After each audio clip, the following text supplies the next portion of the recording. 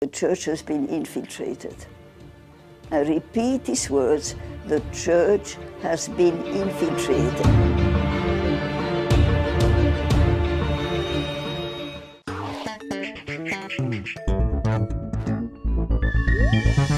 Hello everyone and welcome to The Vortex, where lies and falsehoods are trapped and exposed. I'm Michael Voris. During the early years of communism in the 1920s and 30s, the evil was being spread worldwide, as our Blessed Mother had predicted at Fatima in 1917. Communist parties were being formed in various European countries and in American cities as well. They were already attempting to upset the political and cultural order. But what only a very small number of people knew was that the top dogs of communism had already released the hounds on the church. The carefully organized plan was to recruit young men who were loyal communists and get them placed in seminaries.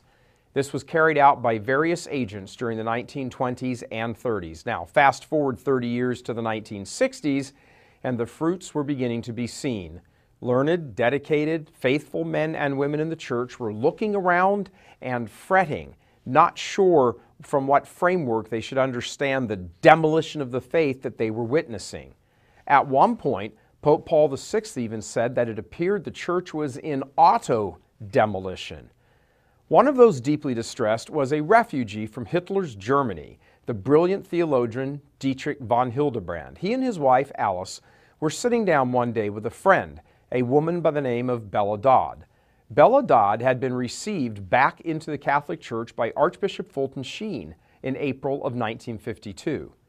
This particular day, von Hildebrand was lamenting the state of affairs in the church and said, "It seems like the church has been infiltrated."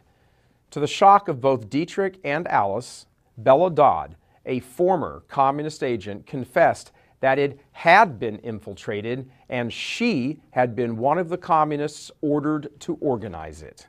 Bella Dodd gave a talk in Orange, California, in which she declared publicly, I repeat publicly, that in the course of the 20 years of activities for the communists, she recruited some 1,100 young men, neither faith nor moral, that entered seminaries. And they were so superbly trained that it was not that easy to detect them, because in many ways they seem to be orthodox. But then it's a big poison here and a big poison there. And as I said, spread doubt. And it worked fantastically well. By the time her work was done, she had successfully placed over 1,000 young men in various seminaries, ardent communists posing as faithful young Catholic men. In 1953, Dodd testified before Congress about all this, infiltrating political parties, labor unions, and seminaries. As we look across the landscape of everything that has gone wrong in the church, this frightening news must be considered in the long list of causes of destruction.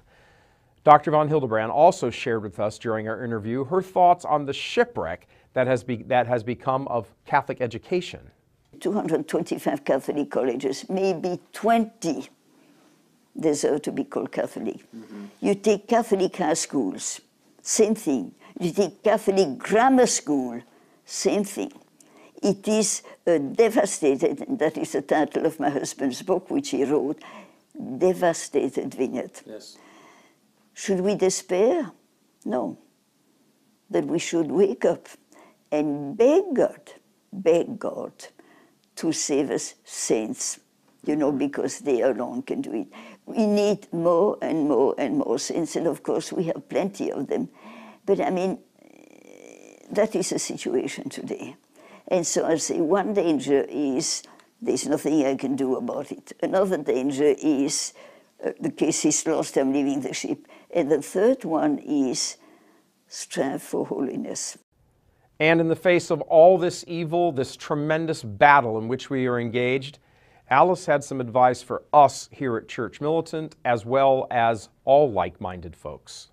Your mission is a dangerous one, because if people were fully aware of the danger. Many are going to say, the church is lost, the ship is sinking, the rats are leaving, I'm leaving. And I know people who left the church saying, well, you know, this. Other people say, well, there's nothing we can do about it. Don't disturb my circle. Mm-hmm. And some people give the right response, which is penance, prayer, sacrifice, trusting God, and yet fighting. Mm-hmm. Now, if you fight without praying, you're lost. Mm-hmm. If you pray when you're called upon to fight, you haven't fulfilled your mission. We have much more of our interview with Dr. von Hildebrand available for premium viewers. Just as a reminder, we have our 15-day free trial available where you can sign up at no cost and watch the whole interview and also explore all the other programs, hundreds of hours of them. Catholics like Alice von Hildebrand are important voices in the church that need to be heard and listened to.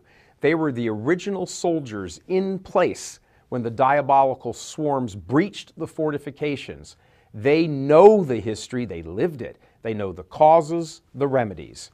We need to hear from them. So please sign up today and deepen your understanding of the current crisis and what you need to do. God love you. I'm Michael Voris. Getting ready to buy or sell a home? Do you want to help support pro-life organizations?